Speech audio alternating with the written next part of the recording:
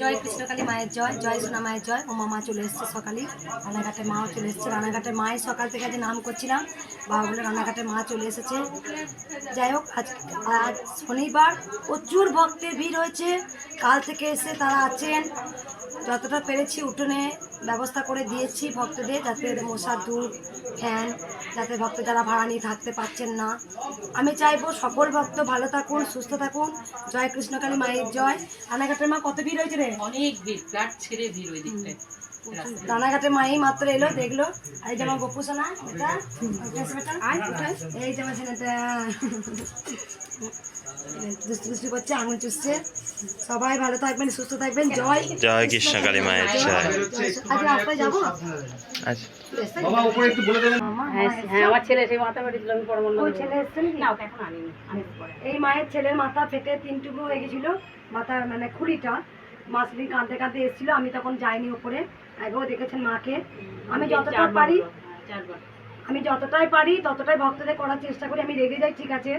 আমি সেই বাসি কাপড়েই মায়ের নাম নিয়ে ঝেড়ে দিয়েছিলাম। তাই মায়ের ছেলে ডাক্তারও বলেছে মিরাক্কেল হয়েছে, এটা হওয়ার সম্ভাবনাই। খুলি ছেড়ে চলে গিয়ে 3 ফেটে গেছে খুলি একদম। এখন একটা টুকরো বাদ আছে। এটা 3 মাস পরে, মানে জুলাই মাসে ফিজাপ হবে। ওটা ফিজাপ করে রাখা আছে, ওটার মাপে আবার বসাবে।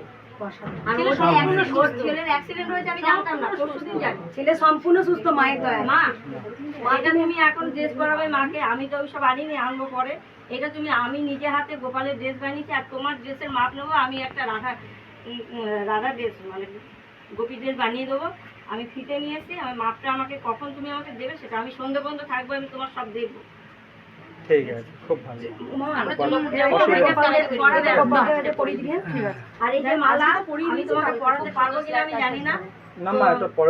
পরাবেন। আর বেবি ফুল আছে তোমার চুলে, চুলে আমি দিতে চাই। ঠিক আছে।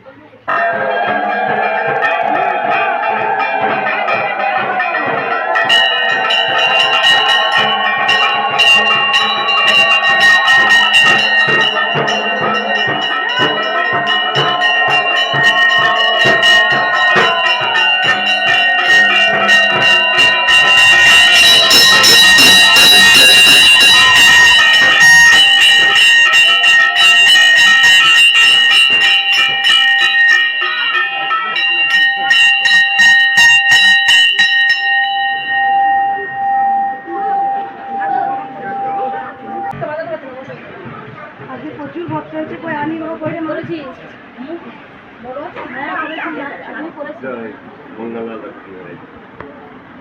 অনেক দূর দূরান্ত থেকে দেখি ভিডিওতে, কাশ্মীর থেকে, রাজস্থান থেকে। তাই আজকে আমাকে বাবা আর্মি সার্ভিস করে না বাবা। মা এসে বলছিল আরে জয়া, কিছু জয়া চলে গেছিস বাবা। তো আমি তো চলে গেছি বাবা, এত লম্বা। বাবা কোথায় সার্ভিস করেন না? আমি এখন রাজস্থানে আছি। কাশ্মীরে ডিউটি ছিল, ওই আপনার আমার গায়ে আপনি হাত দিয়েছেন, ঠান্ডা লেগেছে। আমি যখন হসপিটালে বেডে ছিলাম কাশ্মীরে, তখন আমি রিটার্ন হয়েছি। আমাকে রিটার্ন করেছে ওই আপনাকে আমি অনেক স্মরণ করি, অনেক কিছু পেয়েছি। কেউ যাচ্ছে, ভালোও লাগে। আমার গায়ে হাত ফিরিয়ে গেছে, ঠান্ডা লাগলো, ভালো লাগলো, শীতল হয়ে গেল। আমার প্লেটটা ডাউন হয়ে গেছে।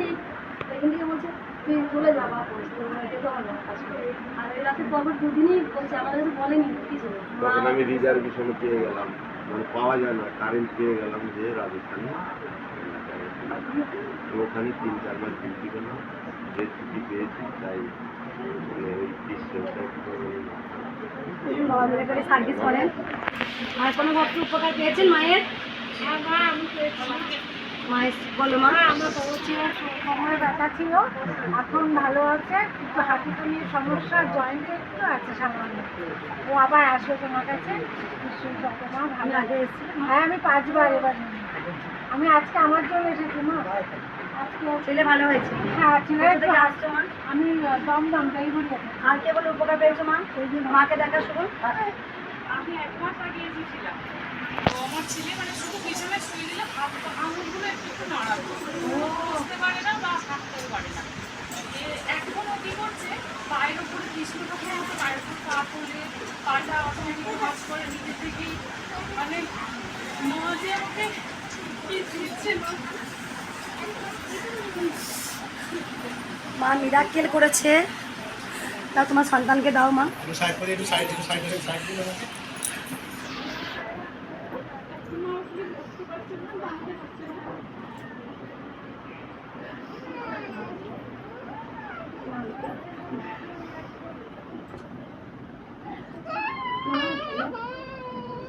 এই মা আগে এসেছিল, আমি যেন করতে পারি, সকল ভক্তদের যেন করতে পারি।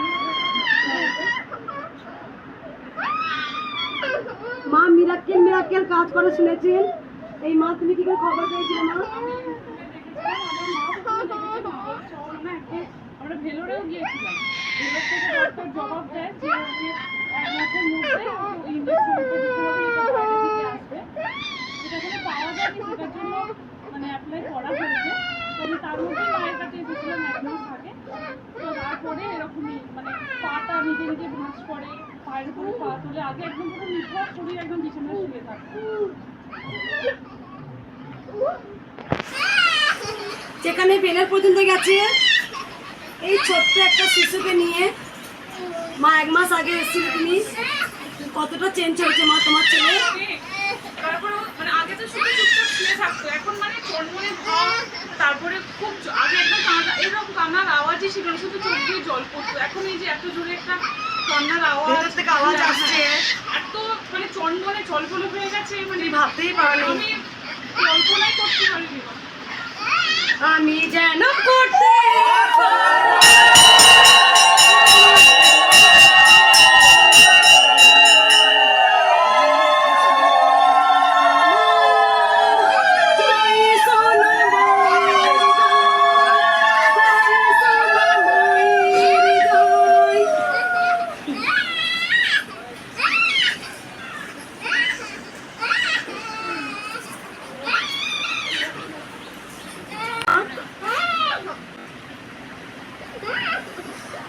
যে হাত দিয়ে মাকে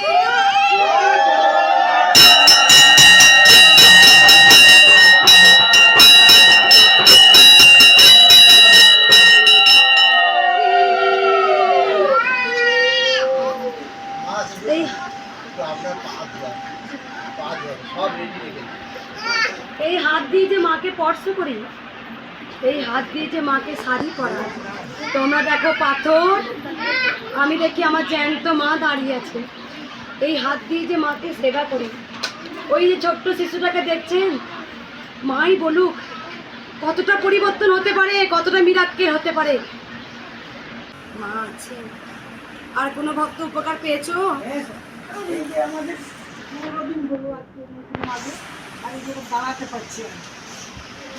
দেখো আমি আজ দুস্থ অনাথদের মা হয়ে গেছি, গোটা পৃথিবীর আজকে মা।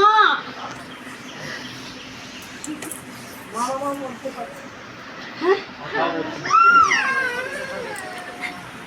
কথা বলছে, কোনোদিন কথা বলতো না। মায়ের কাছে কবে এসেছিলে মা? আজকে 15 দিন সুস্থ, দাঁড়াতে পারতো না, এখন দাঁড়াচ্ছে।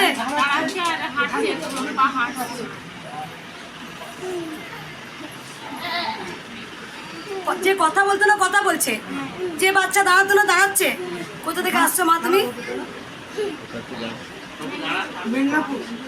মেদিনীপুর থেকে। 15 দিনে এত সুস্থ?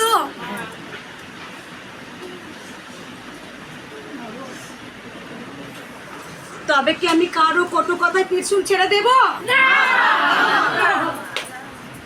অনেক কটু কথা কয়, আমাকে সহ্য করতে হয় মা। মঙ্গলা মা নাকি ব্যবসা করে,